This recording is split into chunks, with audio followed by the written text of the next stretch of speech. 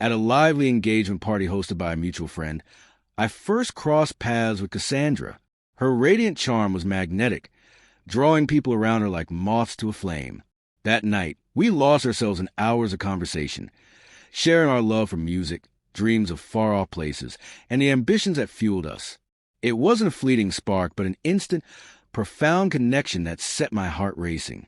Within just a week, we were inseparable. 6 months later, we shared a cozy apartment that felt like home. A year into our romance, on a soft, drizzly Sunday morning, I proposed in the warmth of our kitchen, both barefoot, laughter bubbling between us. She accepted without hesitation, her eyes sparkling with joy. To the outside world, we seemed the perfect picture of happiness. But beneath that shimmering surface, tiny cracks were already forming. So faint at first, I barely noticed them. Cassandra's vivacious, flirtatious nature, once utterly enchanting, began to push boundaries that unsettled me deeply. When I voiced my discomfort, she met it with light-hearted deflections or sly quips, accusing me of clinging to old-fashioned ideas. She spoke passionately about authenticity, openness, and embracing sexual freedom, painting these ideals as the foundation of a modern relationship. I loved her fiercely and believed love meant growth, compromise, and evolution. I wasn't rigid, but an uneasy feeling grew inside me that perhaps I was the only one truly committed to the promises we made together. 3 months before our wedding, we attended a casual barbecue with friends. One of her close companions let slip a comment that lodged itself in my mind. "So, are you two still doing that Miami trip before the vows? You know, the wild party?" I glanced at Cassandra, and for a fleeting second, her dazzling smile faltered. "Oh, that's just a girl's trip," she said quickly, her voice light but tinged with tension. "No big deal." Yet beneath her words, a shadow of doubt crept into my chest, a sharp sting, a flicker of evasion in her eyes. That evening, I approached her gently. "This party you're thinking about, is it what I fear it is?" After a long pause, she confessed, "Yes. It's a swingers event, Andrew, a harmless curiosity." Her tone was casual, as if discussing a new restaurant. "I haven't even decided if I'll go. I just want to explore the idea.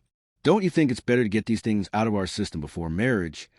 Her nonchalance stunned me. "Cass, that's not who I am," I said, steady but firm. "You know that." She shrugged, dismissing it as a minor quibble. "It's not cheating if we set clear rules." But I had never agreed to those rules. That moment revealed a deep, fundamental divide in our beliefs, one I hadn't fully seen before. She tried to reassure me, promising to abandon the plan, insisting it was just a passing thought.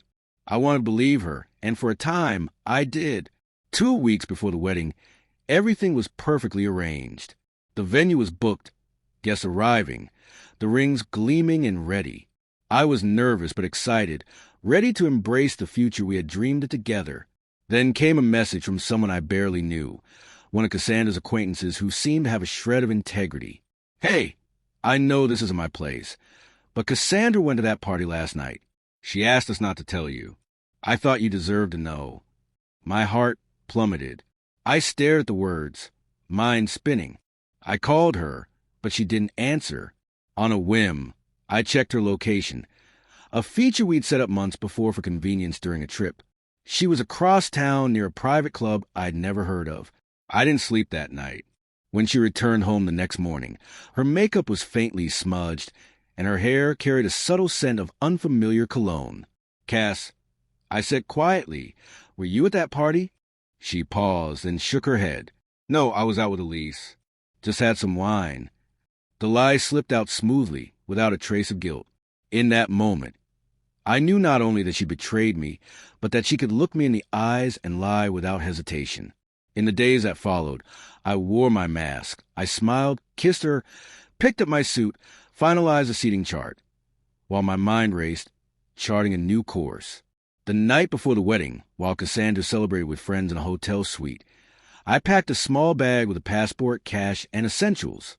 No note, no explanation. I took a cab to the airport and booked the earliest international flight I could find. I told no one, not even my family.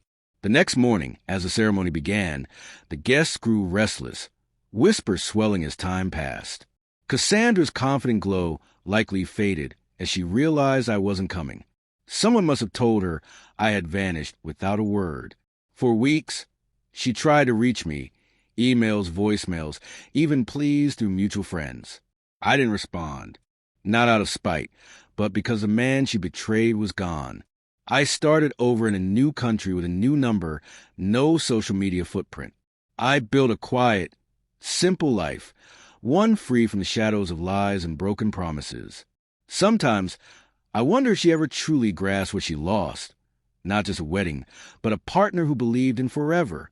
She might tell her version, casting me as the one who fled. But I didn't run. I walked away from someone who didn't value the future we were building. That painful choice became my moment of freedom, the moment I finally found peace.